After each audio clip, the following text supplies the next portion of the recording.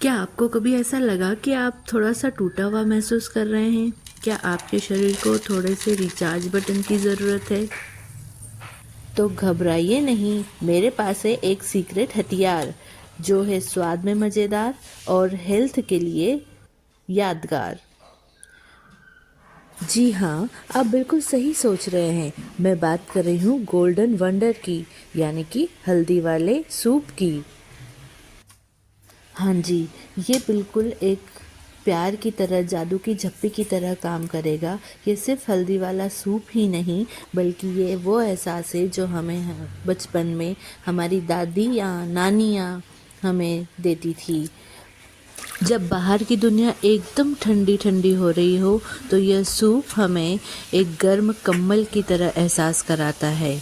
तो आइए जानते हैं।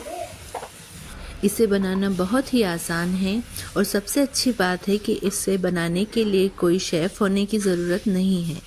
बहुत ही आसान तरीके से और बहुत ही सरल इंग्रेडिएंट्स के साथ आप इसे घर पर बना सकते हैं। इसे चाहिए थोड़ी सी हल्दी, लहसुन और नींबू।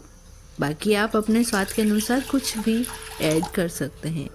और सबसे पहले एक चुटकी गर्माहट ज़रूर लें और इस पानी में डाल दीजिए।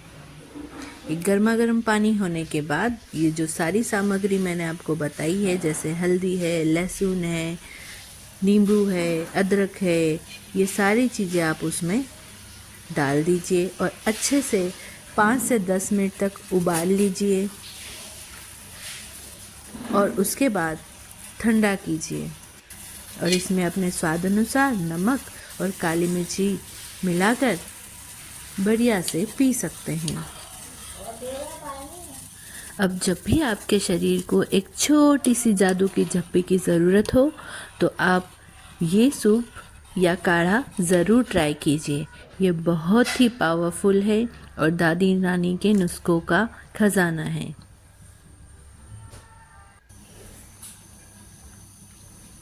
मैंने तो इसमें भुट्टे के दाने और कोथिमीर भी डाली है, क्योंकि मुझे ये बहुत पसंद है।